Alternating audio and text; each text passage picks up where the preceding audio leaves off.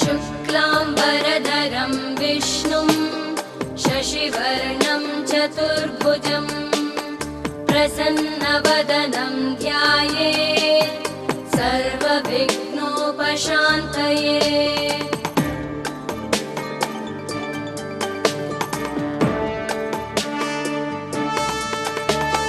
शान्ताकारं भुजगशयनं पद्मनाभं सुरेशं विश्वाधारं गगनसदृशं मेघवर्णं शुभाङ्गं लक्ष्मीकान्तं कमलनयनं योगिभिर्